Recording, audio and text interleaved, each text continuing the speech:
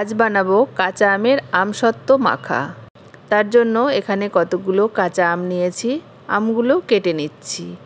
Hello, আমি শিপ্রা। আমার রান্নাঘরে আরও একটি রেসিপিতে আপনাদের সকলকে স্বাগত।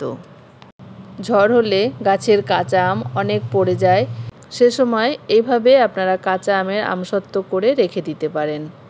এখানে আমি কতগুলো কাঁচা আম নিয়েছি, আমগুলো একবার ভালো করে ধুয়ে নিয়েছি। এবার আমগুলো ছুলে এইভাবে ছোট ছোট পিস করে কেটে একটা জলের পাত্রের মধ্যে রেখে দিচ্ছি। সবগুলো আম আমি ছোট ছোট করে কেটে আরও একবার ভালো করে ধুয়ে নিয়েছি। এবার একটা প্রেসার কুকার নিয়েছি, এই প্রেসার কুকারের মধ্যে আমের টুকরোগুলো দিয়ে দিচ্ছি সামান্য একটু জল দিয়ে প্রেসার কুকারটা বন্ধ করে দুটো সিটি দিয়ে আমগুলো সিদ্ধ করে নিয়েছি। দেখুন আমগুলো সিদ্ধ হয়ে গেছে। এবার হাতা দিয়ে একটু ম্যাশ করে দিচ্ছি। এবার একটা ছাঁকনিতে ঢেলে আমটা ছেঁকে নিচ্ছি। সবটুকু আম ছেঁকে নিয়েছি। এবার গ্যাসে একটা কড়াই বসিয়ে ছেঁকে রাখা আম দিয়ে দিচ্ছি পরিমাণ মতো চিনি, আর দিয়ে দিচ্ছি সামান্য একটু নুন দিয়ে এবার নেড়ে নেড়ে আমটা ঘন হয়ে আসা পর্যন্ত রান্না করে নেব। এর মধ্যে আপনারা লঙ্কা গুঁড়ো বা হলুদ গুঁড়ো এগুলো দিতে পারেন, কিন্তু আমি এখানে কিছুই দিচ্ছি না, শুধু আমটাই রান্না করে নিচ্ছি। দেখুন আমের পালটা বেশ কিছু সময় রান্না করে নিয়েছি, কতটা ঘন হয়ে গেছে।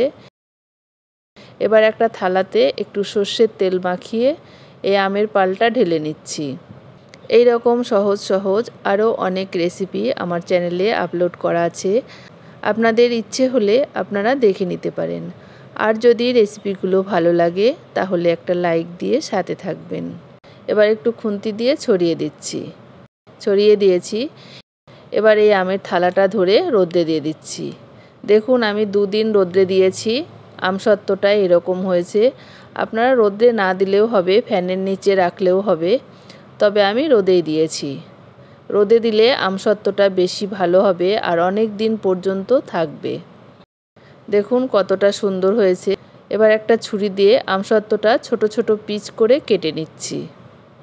আজকের এই সহজ পদ্ধতিতে কাঁচা আমের আমসত্ত্ব রেসিপিটি আপনাদের কেমন লাগলো অবশ্যই কমেন্ট করে জানাবেন। আর আমার পেজে বা চ্যানেলে নতুন হয়ে থাকলে পেজটিকে ফলো, চ্যানেলটিকে সাবস্ক্রাইব করে নেওয়ার অনুরোধ রইল। আপনারাও এভাবে একদিন কাঁচা আমের আমসত্ত্ব বানিয়ে রেখে দিয়ে মাখা করে খেতে পারেন, আশা করি ভীষণ ভালো লাগবে। দেখুন ছোট ছোট পিস করে কেটে নিয়েছি। এবার এগুলো একটা পাত্রে তুলে রেখে দিলে অনেক দিন পর্যন্ত ভালো থাকবে।